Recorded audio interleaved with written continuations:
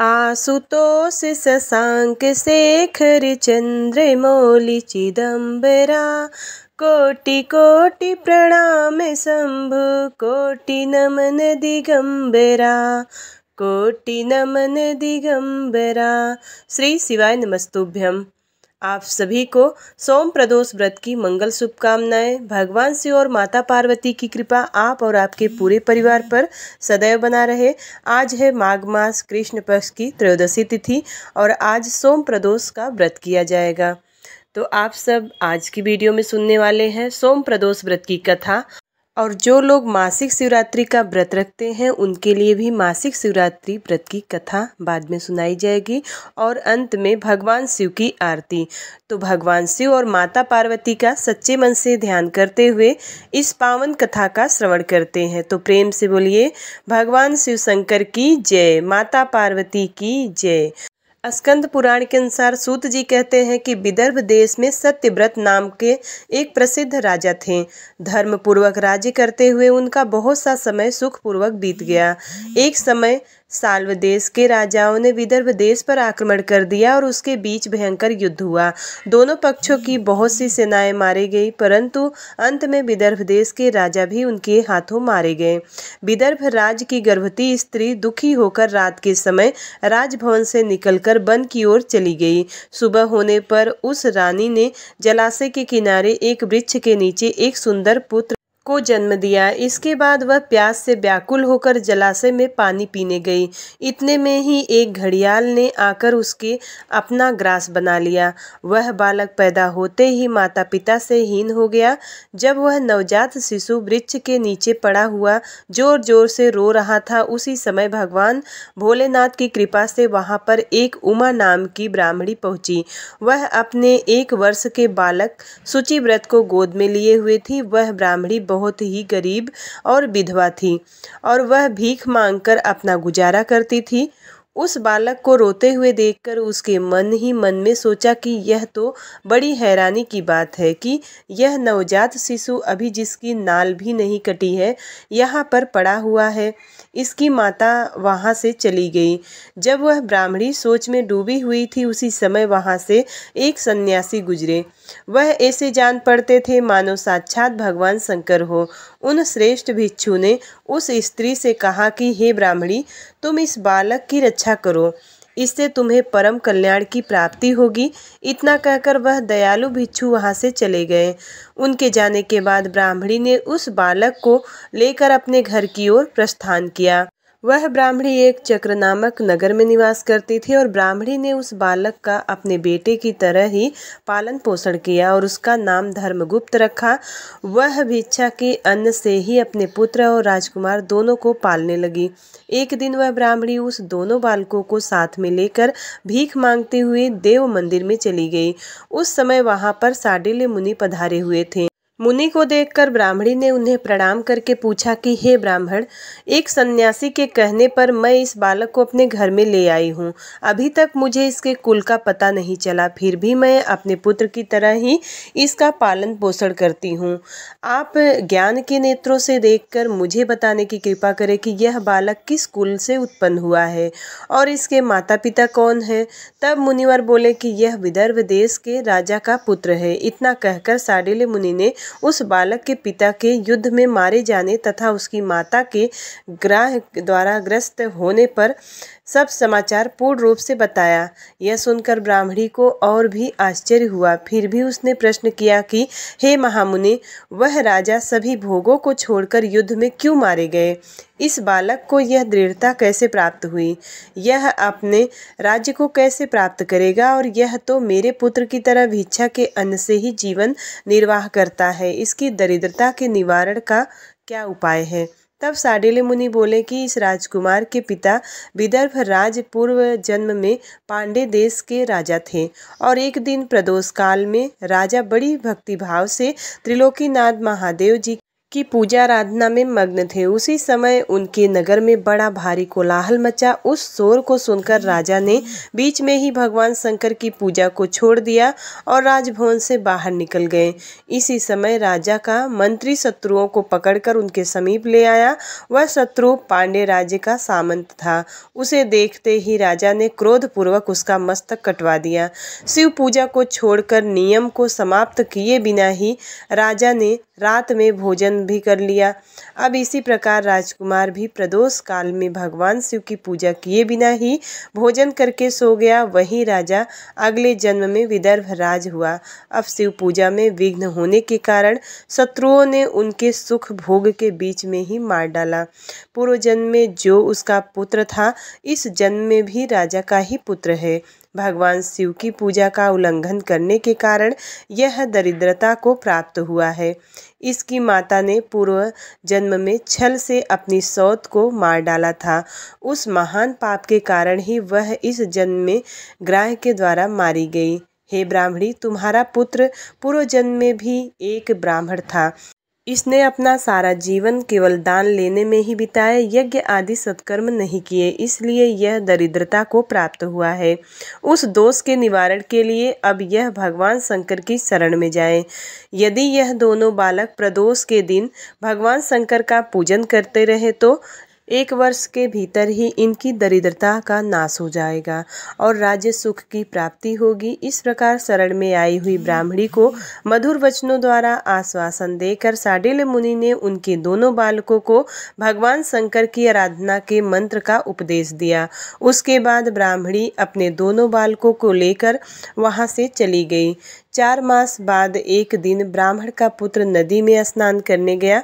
वहां उसे धन से भरा हुआ एक घड़ा मिला, जिसे लेकर वह अपनी माँ के पास गया।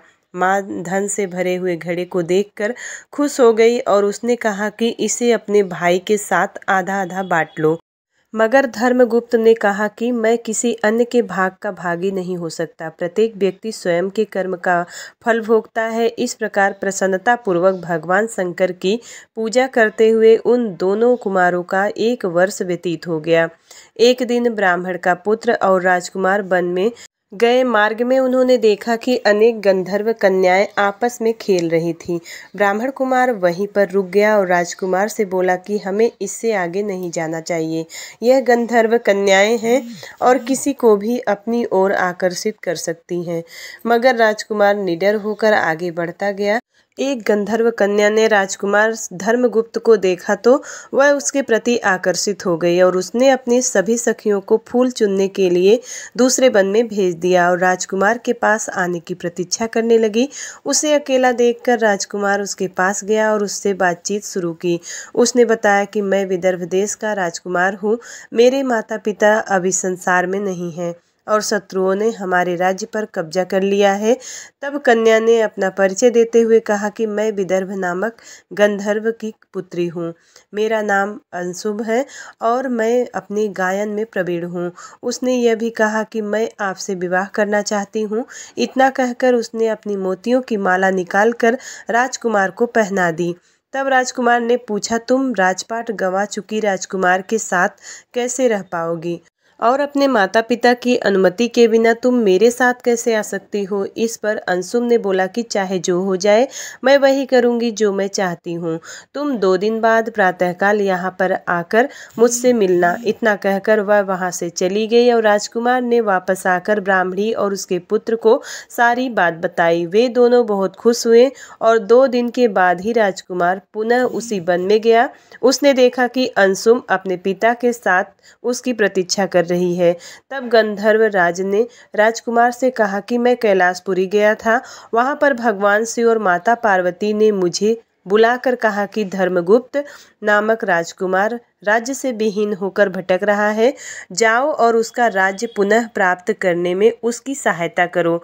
मैं भगवान शिव के आज्ञा के अनुसार ही अपनी पुत्री अंशुम का हाथ तुम्हारे हाथ में दे रहा हूँ और राज्य प्राप्त करने में मैं तुम्हारी सहायता करूँगा।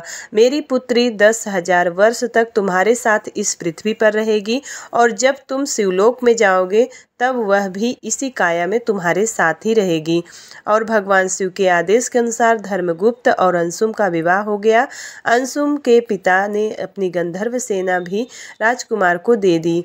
सेना की सहायता से उसने अपने शत्रुओं को परास्त कर दिया और अपने पिता का खोया हुआ राज्य उन्हें प्राप्त कर लिया। अब राजकुमार धर्मगुप्त राजा बन गया और उसने अपने बुरे दिनों में उसे पालने वाली गरीब ब्राह्मणी को राजमाता का दर्जा दिया और शुचि व्रत को अपना छोटा भाई माना। इस प्रकार नियमित रूप से प्रदोष व्रत करने से ब्राह्मणी, उसके पुत्र शुचि व्रत और राजकुमार धर्मगुप्त को धन धान्य तथा सुख संपत्ति की प्राप्ति हुई। सूत जी कहते हैं कि जो मनुष्य प्रदोष व्रत की इस पुण्य महात्म्य को एकाग्रचित्त होकर सुनते हैं अथवा पढ़ते हैं, उन्हें 100 जन्मों तक कभी दरिद्रता नहीं होती है और अंत में वह ज्ञान के ऐश्वर्य से युक्त होकर भगवान शंकर के परम धाम को प्राप्त होते हैं। तो प्रेम से बोलिए भगवान शिव शंकर की जय, माता पार्वती की जय। पौराणिक कथा के अनुसार चित्रभानु नामक एक शिकारी था। जानवरों की हत्या करके वह अपने परिवार को पालता था। वह एक साहूकार का कर्जदार था, लेकिन उसका ऋण समय पर न चुका सका। क्रोधित होकर साहूकार ने शिकारी को शिवमठ में बंदी बना लिया। संयोग से उस दिन शिवरात्रि थी और शिकारी ध्यान मग्न होकर वह शिव संबंधी धार्मिक बातें सुनता रहा। चतुर्दशी को उसने शिवरात्रि की व्रत कथा भी सुनी और शाम होते ही साहूकार ने उसे अपने पास बुलाया और ऋण चुकाने के विषय में बात की। शिकारी अगले दिन सारा ऋण लौटा देने को कहा और बंधन से छूट गया। अपनी दिनचर्या की भांति वह जंगल में शिकार के लिए निकला, लेकिन दिन भर बंदी गृह में रहने के कारण भूख प्यास से व्याकुल था। शिकार खोजता हुआ वह बहुत दूर निकल गया। जब अंधकार हो गया तो उसने विचार किया कि रात में जंगल में ही बितानी पड़ेगी। वह वन में एक तालाब के किनारे एक बेल के पेड़ पर चढ़कर रात बीतने का इंतजार करने लगा। बिल्व वृक्ष के नीचे शिवलिंग था जो बिल्व पत्रों से ढका हुआ था। शिकारी को उसका पता नहीं चला और पड़ाव बनाते समय उसने जो टहनियां तोड़ी वे संयोग से शिवलिंग पर गिरती चली गई। अब जिस प्रकार दिन भर भूखे प्यासे शिकारी का व्रत भी हो गया और शिवलिंग पर बिलपत्र भी चढ़ गया। एक पहर रात्रि बीत जाने पर एक गर्भणी हिरनी तालाब पर पानी पीने पहुंची। शिकारी ने धनुष पर तीर चढ़ाकर ज्यों ही प्रत्यंचा खींची। हिरनी बोली कि मैं गर्भणी हूँ, शीघ्र ही प्रसव करूंगी। तुम एक साथ 2 जीवों की हत्या करोगे जो ठीक नहीं है। मैं बच्चे को जन्म देकर शीघ्र ही तुम्हारे समक्ष प्रस्तुत हो जाऊंगी, तब मार लेना। शिकारी ने प्रत्यंचा ढीली कर दी और हिरनी जंगली झाड़ियों में लुप्त हो गई। प्रत्यंचा चढ़ाने और ढीली करने के वक्त कुछ बिल्व पत्र अनायास ही टूटकर शिवलिंग पर गिर गए। इस प्रकार उनसे अनजाने में ही प्रथम पहर की पूजन भी संपन्न हो गया। कुछ ही देर के बाद एक और हिरनी उधर से निकली और शिकारी की प्रसन्नता का ठिकाना न रहा।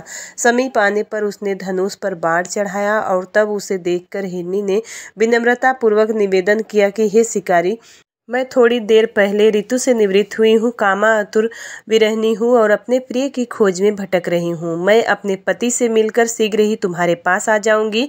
शिकारी ने उसे भी जाने दिया। 2 बार शिकार को खोकर उसका माथा ठनका और वह चिंता में पड़ गया कि रात्रि का आखिरी पहर बीत रहा था। इस बार भी धनुष से लगकर कुछ बेल पत्र शिवलिंग पर जा गिरे तथा दूसरे पहर की भी पूजा संपन्न हो गई। तभी एक अन्य हिरनी अपने बच्चों के साथ लिए उधर से निकली। शिकारी के लिए यह स्वर्णिम अवसर था। उसने धनुष पर तीर चढ़ाने में देर नहीं लगाई। वह तीर छोड़ने ही वाला था कि हिरनी बोली कि हे शिकारी, मैं इन 3 बच्चों के पिता के हवाले कर लौट आऊंगी। इस समय मुझे मत मारो। शिकारी हंसा और बोला कि सामने आए हुए शिकार को छोड़ दूं? मैं ऐसा मूर्ख नहीं हूँ। इससे पहले मैं 2 बार अपना शिकार खो चुका हूँ। मेरे बच्चे भूख प्यास से व्यग्र हो रहे होंगे।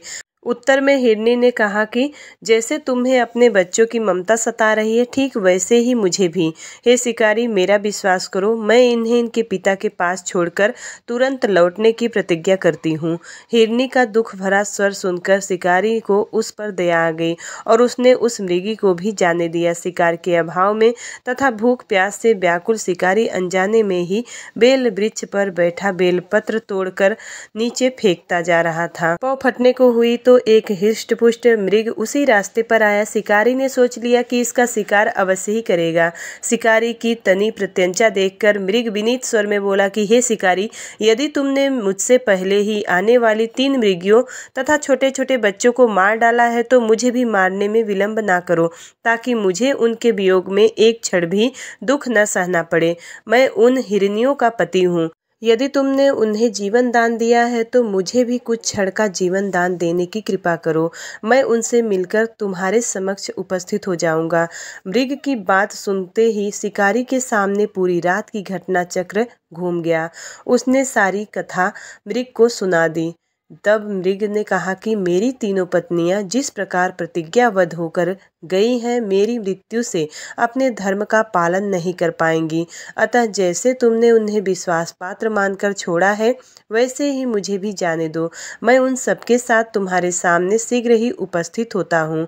शिकारी ने उसे भी जाने दिया और इस प्रकार प्रातः हो गई। उपवास, रात्रि जागरण तथा शिवलिंग पर बेलपत्र चढ़ने से अनजाने में ही शिवरात्रि की पूजा पूर्ण हो गई, पर अनजाने में ही की गई पूजन का परिणाम उसे तत्काल मिला। शिकारी का हिंसक हृदय निर्मल हो गया और उसमें भगवत भक्ति का वास हो गया।